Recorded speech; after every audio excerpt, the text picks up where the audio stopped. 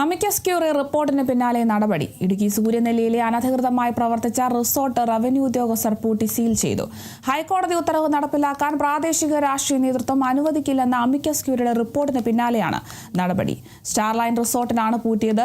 മുമ്പ് 3 തവണ റവന്യൂ വകുപ്പിന്റെ നടപടി CPIM നേതാക്കൾ തടഞ്ഞിരുന്നു. മൂന്നാർ DYFI നേരിട്ട് ഉദ്യോഗസ്ഥർക്ക് സുരക്ഷയൊരുക്കി.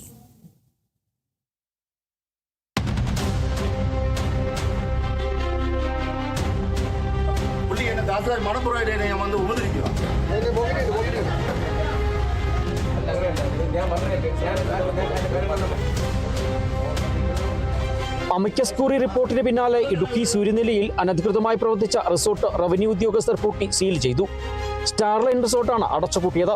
ഹൈക്കോടതി ഉത്തരവ് നടപ്പിലാക്കുന്നതിന് പ്രാദേശിക രാഷ്ട്രീയ നേതൃത്വം തടസ്സം സൃഷ്ടിക്കുന്നുവെന്ന അമിക്കസ് ക്യൂറിയുടെ റിപ്പോർട്ടിനെ തുടർന്നാണ് കർശന നടപടി. മുമ്പ് 3 തവണ റവന്യൂ വകുപ്പിന്റെ നടപടി CPIM നേതാക്കൾ തടഞ്ഞിരുന്നു.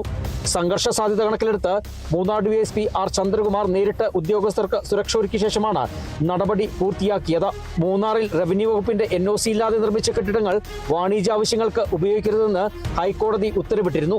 ഈ ഉത്തരവ് ലംഘിച്ച് ചിന്നക്കനാൽ സൂര്യനെല്ലി മേഖലയിൽ മൂന്നാർ സ്റ്റാർലൈൻ റിസോർട്ട് പ്രവർത്തിച്ചുവെന്ന പരാതിയുമായി സൂര്യനെല്ലി സ്വദേശി മൈക്കിൾ കോടതിയെ സമീപിച്ചിരുന്നു. ഹർജി പരിഗണിച്ച കോടതി കെട്ടിടം വാണിജ്യ ആവശ്യങ്ങൾക്ക് ഉപയോഗിക്കരുതെന്ന് ഉറപ്പാക്കാൻ റവന്യൂ വകുപ്പിന് നിർദ്ദേശം നൽകിയിരുന്നു.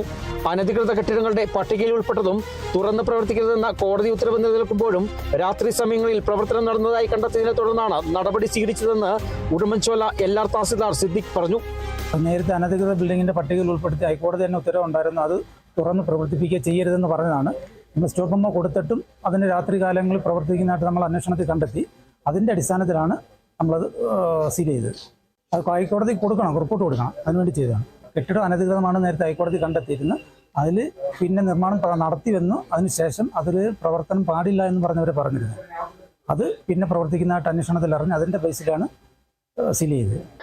NOCയും പട്ടയവുമുള്ള കെട്ടിടമാണെന്നും കോടതി ഇടപെടലിന് ശേഷം വാണിജ്യാവശ്യത്തിന് ഉപയോഗിച്ചിട്ടില്ലെന്നും റിസോർട്ട് ഉടമ മനോജ് പറഞ്ഞു.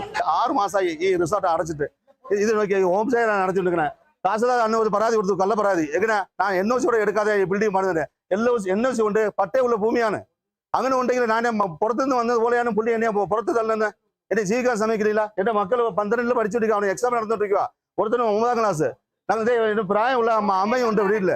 ഇവിടെ സ്ഥിരം നമ്മൾ ഉപദേശിക്കുന്നു പറഞ്ഞാൽ എന്തുകൊണ്ടാണ് ഞാൻ ചെയ്തത്? എന്റെ തെറ്റാണ് ഞാൻ ചെയ്തത്. ഇവിടെ ഞാൻ NOC പ്രോപ്പറായിട്ട് ഇത്ര വർഷങ്ങളായിട്ട് ടാക്സ് അടച്ചുകൊണ്ടിരിക്കുക.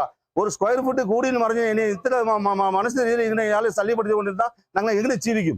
പ്രതിഷേധവുമായി CPIM ശാന്തമ്പാറ ഏരിയ കമ്മിറ്റി അംഗവും പ്രാദേശിക നേതാവുമായ VX ആൽബിൻ രംഗത്തെത്തി. കർണാടക ഗവൺമെന്റ് ചെറിയ ഏർപ്പാട് നടത്തിയപ്പോൾ ഫുൾ ഡ്രസ് രാജാണെന്നും ആ ഫുൾ ഡ്രസ് രാജിന് എതിരായിട്ട് ശബ്ദിച്ചാണ് പിണറായി വിജയൻ, കേരളത്തിലെ മുഖ്യമന്ത്രി. കേട്ടോ, ഞങ്ങളുടെ പാർട്ടിയുടെ സ്റ്റേറ്റ് കമ്മിറ്റി സെക്രട്ടറി ആയിരുന്നു. ജനങ്ങളെ സംരക്ഷിക്കുന്ന പകരം ഈ കേരളത്തിലും പിണറായി വിജയൻ്റെ ഭരണകാലത്ത് ഈ രീതിയിലുള്ള കർഷകനെയും കർഷക തൊഴിലാളി സാധാരണക്കാരെ കുടിയിറക്കുന്ന ഫുൾ ഡ്രസ് രാജാണ് നടക്കുന്നത്. ഇതിനെതിരെ ഞങ്ങൾ ശക്തമായിട്ട് പ്രതികരിക്കും. വരാൻ തെരഞ്ഞെടുപ്പ് ഇത് ബാധിക്കും ഇടതുപക്ഷ ഗവൺമെന്റിന്.